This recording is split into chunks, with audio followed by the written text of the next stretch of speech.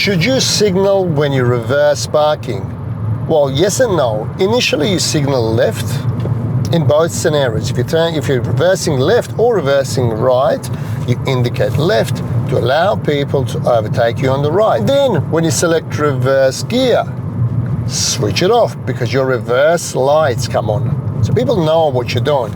Now, if you're reversing to the right, you still need to indicate left. Why? Because if you indicate right, people will assume that you're going to go forward in one of the bays, and as a result, everyone's going to be tempted to get closer because they want you to move off. You communicate with other drivers to pass you on the right-hand side. As soon as you select reverse gear, you should switch it off, because once you selected the reverse gear, your reverse lights come on. So people understand what you're doing.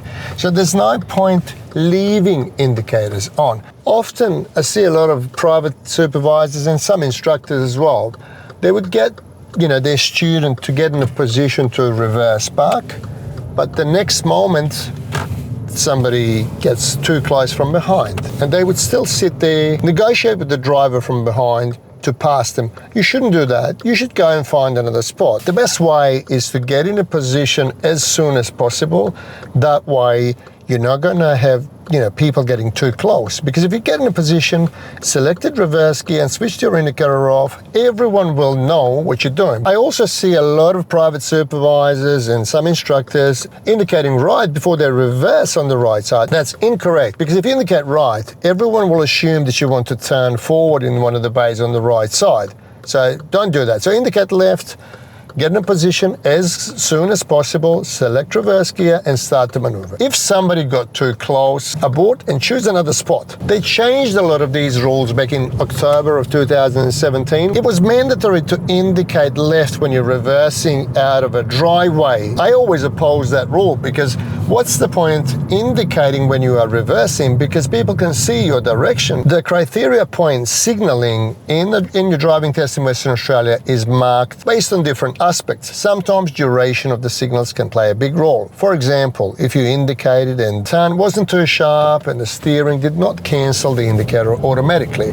So if you leave that indicator on, you can potentially mislead or miscommunicate your intentions with somebody else who's coming, for example, from the left-hand side. Here is an example. If you are turning at the traffic lights, which are, maybe 250 meters away, but there is a street that's within about 100 meters. So if you indicate left and you don't intend to turn on that street that's before the traffic lights, you will easily mislead somebody. If the assessor has to give you a verbal assistance, that's an immediate fail. During the exercise, left someone behind. Often people fail for signaling, for, short duration of signaling.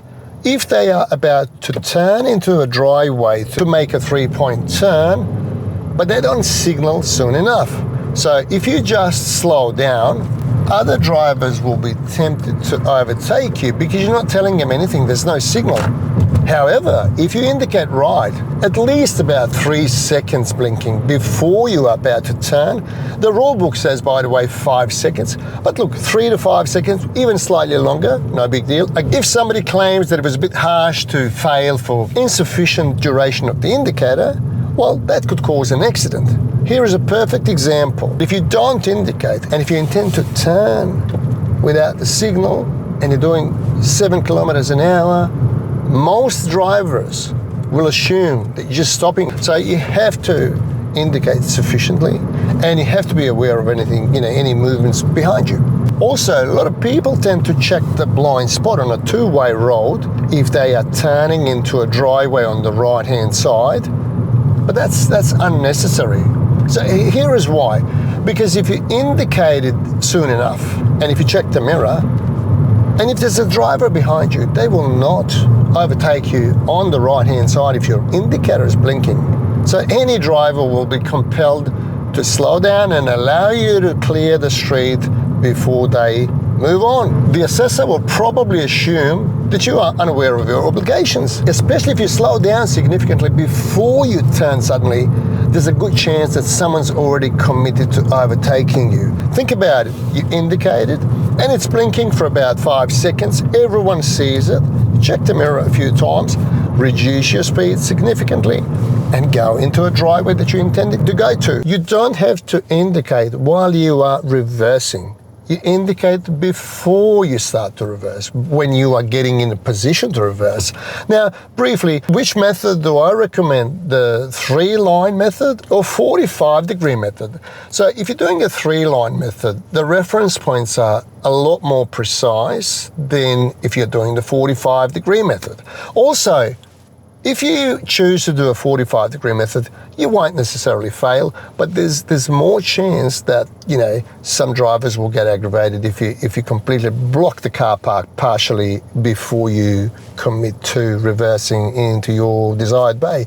Some people also say, look, if you do a 3-line method, it's a recipe for, you know, somebody behind you stealing your bay. Not if you get in a position as quickly as possible, select reverse gear so people know what you intend to do. And look, I would always allow somebody who's not taking too much of my time. So if they get in a position, reverse gear, I can see it, I wouldn't be rushing. However, if someone's sitting there and seemingly having a cappuccino, I wouldn't want to wait. I would overtake him as soon as practically possible. Secondly, you don't indicate at all when you're reversing out of a driveway during the exercise, left someone behind.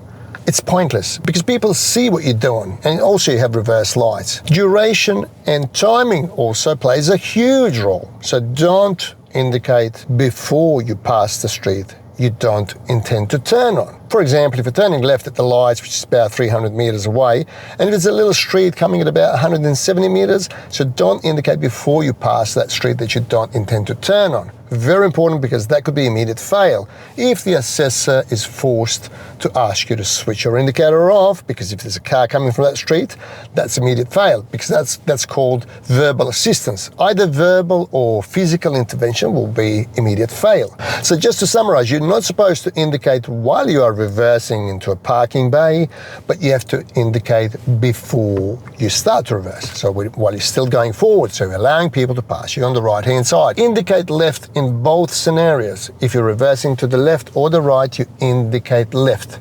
As soon as you select reverse gear, switch it off. I recently took somebody for a test, you know, the guy who had an overseas license, and he didn't indicate out of roundabouts, I think 5 or 6 roundabouts in the row. He was going straight through, but he never indicated.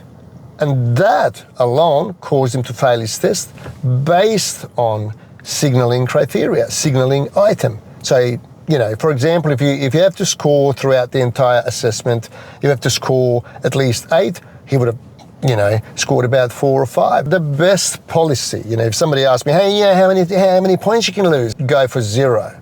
Don't lose any points, because as soon as you create some sort of allowance, oh yeah, it's no big deal if I lose 3 or 5 points. I don't know. Look, I would go for 0. And if you lose a couple, I'd be happy with that result. And remember, these cheap points, I call them cheap points, you know.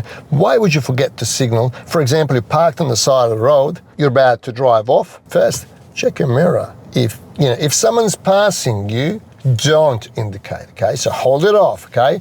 Because you don't want to freak somebody out who's passing you, just wait for them. Then, if no one's there, or if they've just passed you, indicate right, then look over your shoulder briefly, drive off.